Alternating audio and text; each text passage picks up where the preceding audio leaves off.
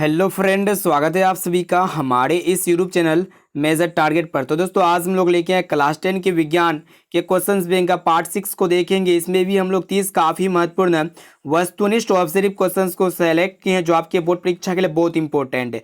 और दोस्तों इस वीडियो में भी जो है ना हम लोग 2011 से लेकर 2021 के सभी महत्वपूर्ण ऑब्जेक्टिव क्वेश्चंस जो बार बार पूछा हुआ है वही ऑब्जेक्टिव क्वेश्चंस को इस वीडियो में हम लोग सम्मिलित किए हैं जो आपके आने वाले बोर्ड परीक्षा के लिए बहुत इंपॉर्टेंट है। तो फ्रेंड फटाफट से वीडियो को लाइक कर दीजिएगा। अगर चैनल पर नए हैं ना तो प्लीज चैनल को सब्सक्राइब करके बेल आइकन को प्रेस करके ऑल पर जरूर सेलेक्ट कर लीजिएगा। और सभी प्रश्न आपका एनसीईआरटी के न्यू पैटर्न पर आधारित है। तो आइए शुरू करते हैं यहाँ पे आज के पहले नंबर प्रश्न से जो कि काफी महत्वपूर्ण है। तो देखिएगा क्या कह रहा है कि विद्युत फ्यूज विद्युत धारा के किस सिद्धांत पर कार्य करता है। काफी महत्वपूर्ण है।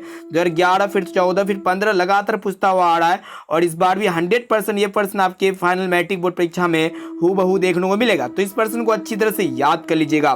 तो यहाँ पे ऑप्शन ए में आपका उसमें है या फिर चुंबकीय और ऑप्शन सी में आपका रासायनिक या फिर इनमें से कोई नहीं। तो दोस्तों विद्युत फ्यूज विद्युत धारा के उसमें सिद्धांत पर कार्य करता है, यानी कि यहाँ पे मेरा ऑप्शन नंबर ए जो है ना बिल्कुल से उत्तर हो जाएगा।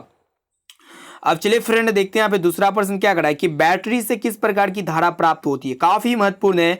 यहाँ पे देखिएगा कितना बार पूछा गया है, 16 में और 2020 में भी पूछा गया है और इस बार भी आने की काफी उम्मीद है। ऑप्शन ए में आपका दिष्ट धारा या फिर प्रत्यावर्ती धारा और ऑप्शन सी में आपका दिया ए और बी दोनों और ऑप्शन डी में आपका दिया इनमें से कोई नहीं। तो दोस्तों बैटरी से जो है ना डीसी करंट प्राप्त होती है, यानी कि दिष्ट धारा प्राप्त होती है। यहाँ पे मेरा ऑप्शन नंबर ए जो है ना बिल्कुल से उत्तर हो जाएगा। अब चलिए फ्रेंड देखते हैं यहाँ पे अगला प्रश्न जो कि काफी महत्वपूर्ण है।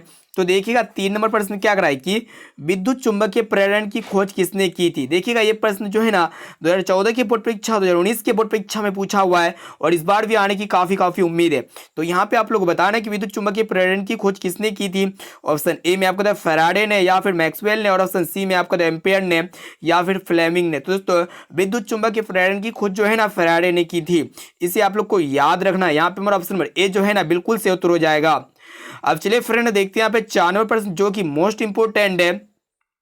तो देखिएगा 4 नंबर प्रश्न क्या कर रहा है कि विद्युत जनित्र का सिद्धांत आधारित है। ऑप्शन ए में आपका विद्युत धारा के उसमें प्रभाव पर या फिर प्रेरित विद्युत पर या फिर विद्युत चुंबकीय प्रेरण पर, ऑप्शन डी में आपका प्रेरित चुंबकत्व पर। तो दोस्तों विद्युत जनित्र का जो सिद्धांत आधारित होता है ना विद्युत चुंबकीय प्रेरण पर आधारित है, यानी कि यहाँ पे हमारा ऑप्शन नंबर सी जो है ना बिल्कुल से उत्तर हो जाएगा। अब चलिए फ्रेंड देखते हैं यहाँ पे 5 नंबर प्रश्न जो कि मोस्ट इंपोर्टेंट है। देखिएगा क्या कर रहा है कि विद्युत धारा उत्पन्न करने वाली युक्ति को क्या कहते हैं। काफी महत्वपूर्ण है। ऑप्शन ए में आपका दिया जनित्र या फिर गैल्वेनोमीटर या फिर एमीटर और ऑप्शन डी में आपका दिया मोटर। तो दोस्तों इलेक्ट्रिक करंट प्रोड्यूस करने वाले डिवाइस को हम लोग जनरेटर कहते हैं जिसे जनित्र कहते हैं, यानी कि यहाँ पे मेरा ऑप्शन नंबर ए जो है ना बिल्कुल से उत्तर हो जाएगा। और देखिएगा ये प्रश्न आपके फाइनल मैट्रिक बोर्ड परीक्षा 2012 2014 फिर 2019 के बोर्ड परीक्षा में पूछा हुआ, यानी कि इस बार भी आने की काफी उम्मीद है। 2022 में यह प्रश्न 100% आने की संभावना है। तो दोस्तों अभी तक वीडियो को लाइक नहीं किए है ना तो फ्रेंड्स वीडियो को लाइक जरूर कर लीजिएगा। और दोस्तों चैनल पर नए हैं ना तो प्लीज चैनल को सब्सक्राइब करके बेल आइकन को प्रेस करके ऑल पर जरूर सेलेक्ट कर लीजिएगा ताकि जब भी लाइव क्लास हो ना तो आपको नोटिफिकेशन मिलता रहे। और इस वीडियो में हम लोग ऐसे महत्वपूर्ण ऑब्जेक्टिव क्वेश्चंस को कवर कर रहे हैं जो आपके बोर्ड परीक्षा में 100% पूछने की काफी उम्मीद है। अब चलिए फ्रेंड देखते हैं यहाँ पे 6 नंबर प्रश्न को देखिएगा क्या करा है कि लघु पतन के समय परिपथ में विद्युत धारा का मान होता है। ऑप्शन ए में आपका बहुत कम हो जाता है या फिर परिवर्तित नहीं होता है या फिर बहुत अधिक बढ़ जाता है या फिर निरंतर परिवर्तित होता है। काफी महत्वपूर्ण है। देखिएगा 2012 और 2018 के बोर्ड परीक्षा में पूछा हुआ है। तो दोस्तों जब भी शॉर्ट सर्किट होता है ना तो उस समय सर्किट में जो इलेक्ट्रिक करंट का वैल्यूज होता है ना बहुत अधिक इंक्रीज हो जाता है, यानी कि बढ़ जाता है। यहाँ पे मेरा ऑप्शन नंबर सी जो है ना बिल्कुल से उत्तर हो जाएगा। अब चलिए फ्रेंड देखते हैं यहाँ पे 7 नंबर प्रश्न को देखिएगा क्या कराए कि डायनेमो से किस प्रकार की धारा प्राप्त होती है। देखिएगा ये प्रश्न जो है ना 2011 के बोर्ड परीक्षा में पूछा हुआ है और बहुत वर्षों से नहीं पूछा गया है और इस बार आने की काफी उम्मीद है। इस प्रश्न को अच्छी तरह से याद कर लीजिएगा। तो यहाँ पे ऑप्शन ए में आपका दिष्ट धारा या फिर प्रत्यावर्ती धारा या फिर दोनों धाराएं और ऑप्शन डी में आपका दिया इनमें से कोई नहीं। तो दोस्तों डायनेमो से जो है ना दिष्ट धारा और प्रत्यावर्ती धारा दोनों प्रकार की धारा प्राप्त होती है। यहाँ पे मेरा ऑप्शन नंबर सी जो है ना बिल्कुल से उत्तर हो जाएगा। अब चलिए फ्रेंड देखते हैं यहाँ पे 8 नंबर प्रश्न को देखिएगा क्या कर रहा है कि विद्युत बल्ब के भीतर कौन सा क्या भरा रहता है, वही आप लोग को बताना। ऑप्शन ए में आपका निर्वात रहता है या फिर वायु भरी रहती है या फिर निष्क्रिय गैस भरी रहती है और ऑप्शन डी में आपका दिया हुआ हाइड्रोजन भरी रहती है। तो दोस्तों इलेक्ट्रिक जो बल्ब होता है ना उसके भीतर निष्क्रिय गैस भरी रहती है। जो रेड बल्ब होता है, लाल वाला बल्ब 100 वाट का, उसमें कौन सा गैस भरा रहता है, निष्क्रिय गैस भरा रहता है। इसे आप लोग को याद रखना है, यानी कि यहाँ पे मेरा ऑप्शन नंबर सी जो है ना बिल्कुल से उत्तर हो जाएगा। और ये प्रश्न जो है ना इस बार आपके फाइनल मैट्रिक बोर्ड परीक्षा 2021 के बोर्ड परीक्षा में पूछा हुआ है। अब चलिए फ्रेंड देखते हैं यहाँ पे, देखिएगा 9 नंबर प्रश्न क्या कराए कि दी गई वोल्टता के स्रोत से जुड़े किसी चालक की में प्रति सेकंड उत्पन्न ऊष्मा होती है धारा के समानुपाती या फिर धारा के वर्ग के समानुपाती या फिर धारा के व्युत्क्रमानुपाती या फिर धारा के वर्ग के व्युत्क्रमानुपाती। तो दोस्तों दिए गए वोल्टता में जो स्रोत से जुड़े गए किसी भी चालक में प्रति सेकंड उत्पन्न ऊष्मा जो होता है ना धारा के वर्ग के समानुपाती होता है। यानी कि यहाँ पे हमारा ऑप्शन और बी जो है ना बिल्कुल से उत्तर हो जाएगा। अब चलिए फ्रेंड देखते हैं यहाँ पे 10 नंबर प्रश्न जो कि मोस्ट इंपोर्टेंट, देखिएगा क्या कराए कि विद्युत चुंबक होता है। ऑप्शन ए में आपका इस्पात के दंड पर लिपटी चालक कुंडली या फिर मात्र अचालक कुंडली है या फिर नर्म लोहे के दंड पर लिपटी चुंबक कुंडली है या फिर मात्र चालक कुंडली है। तो दोस्तों जो विद्युत चुंबक होता है ना ये क्या होता है, नर्म लोहे के दंड पर लिपटी चुंबकी चालक कुंडली होता है, ठीक है, कॉइल होता है। यहाँ पे मेरा ऑप्शन नंबर सी जो है ना बिल्कुल से उत्तर हो जाएगा। तो दोस्तों अभी तक वीडियो को लाइक नहीं किया ना फ्रेंड्स, वीडियो को लाइक जरूर कर लीजिएगा और दोस्तों चैनल पर नए हैं ना तो प्लीज चैनल को सब्सक्राइब करके बेल आइकन को प्रेस करके ऑल पर जरूर सेलेक्ट कर लीजिएगा ताकि जब भी लाइव क्लास हो ना तो आपको नोटिफिकेशन मिलता रहे।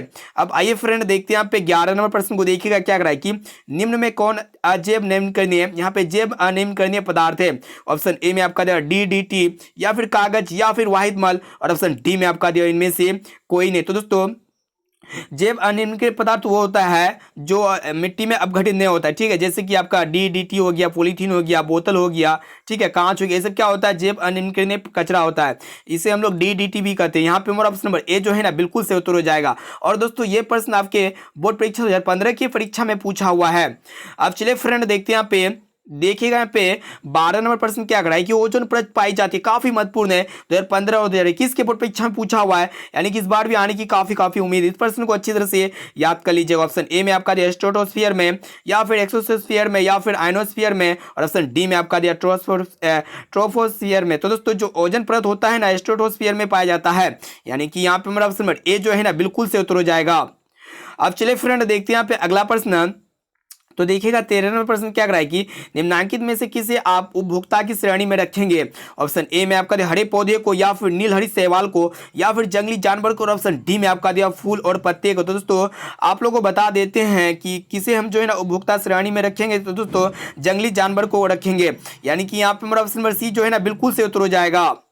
अब चलिए फ्रेंड देखते हैं यहाँ पे अगला प्रश्न जो कि मोस्ट इंपोर्टेंट है।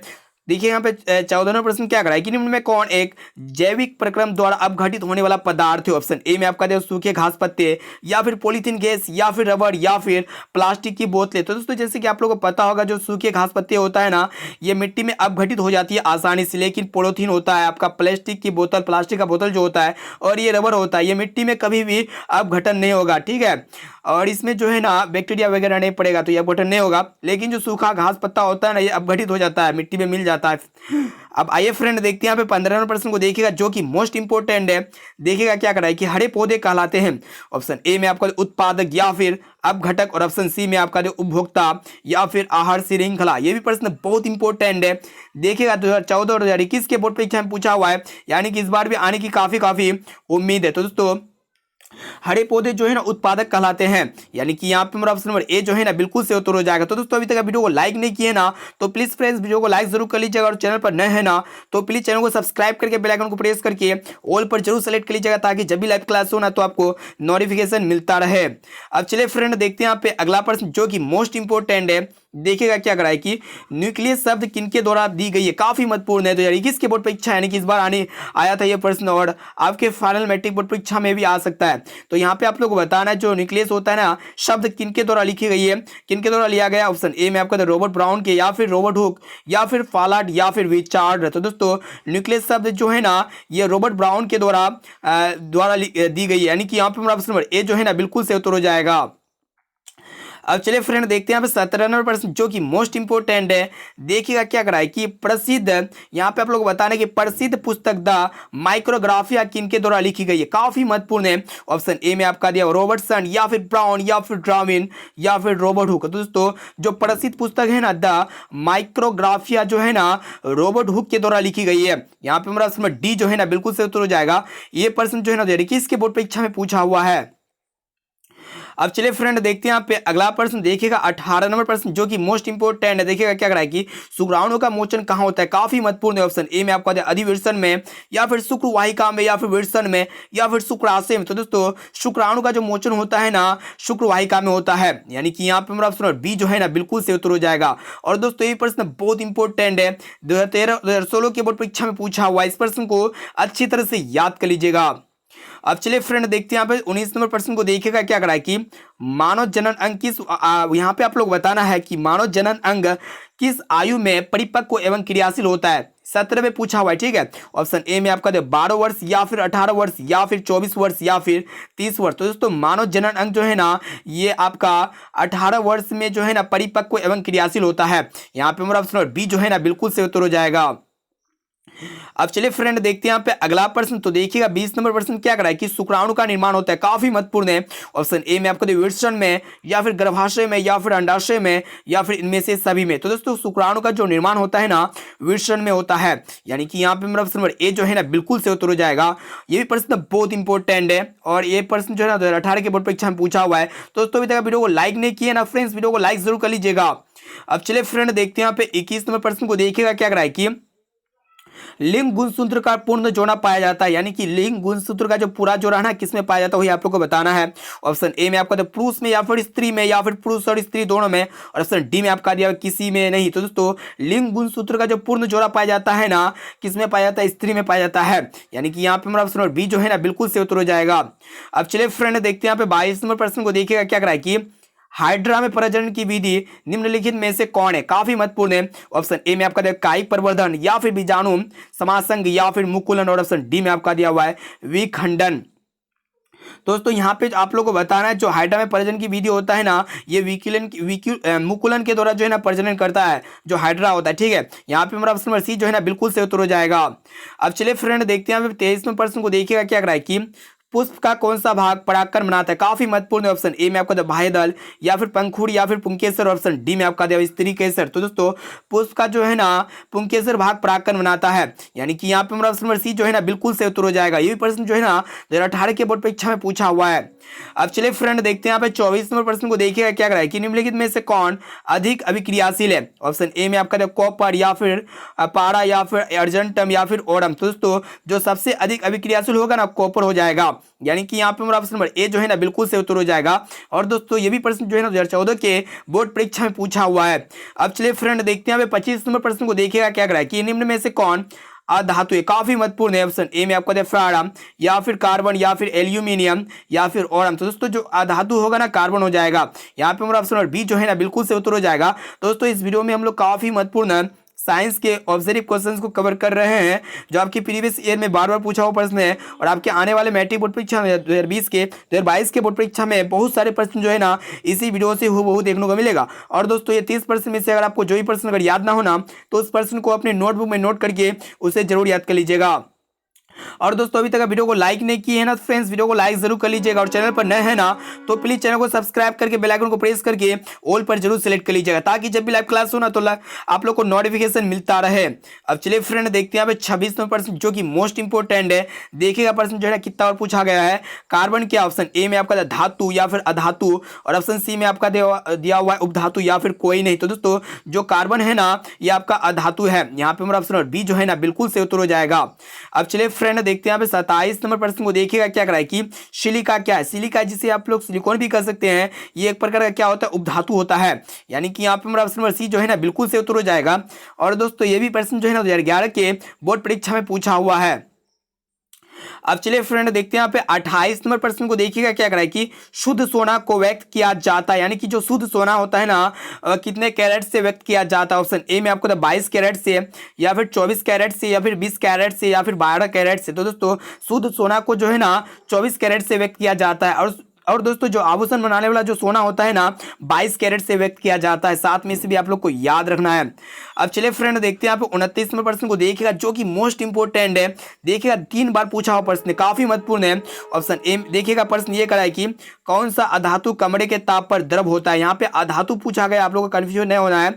तो यहाँ पे ऑप्शन ए में आपको ब्रोमीन, या फिर स्टील, या फिर तांबा, और ऑप्शन डी में आपका दिया हुआ है एल्यूमिनियम। तो दोस्तों ब्रोमीन एक प्रकार का अधातु होता है जो कमरे के ताप पर जो है ना द्रव अवस्था में पाया जाता है, यानी कि तरल अवस्था में पाया जाता है। ठीक है, अब आइए फ्रेंड देखते हैं यहाँ पे 30वां प्रश्न और लास्ट प्रश्न जो कि मोस्ट इंपोर्टेंट देखिएगा क्या कर रहा है कि सीसा और टिन के मिश्र धातु को कहते हैं। ऑप्शन ए में आपका था सोल्डर, या फिर पारा, और ऑप्शन सी में आपका था गन मेटल, या फिर उपधातु। तो दोस्तों सीसा और टिन के जो मिश्र धातु को हम लोग क्या कहते हैं, सोल्डर कहते हैं। यानी कि यहाँ पे हमारा ऑप्शन नंबर ए जो है ना बिल्कुल से उत्तर हो जाएगा।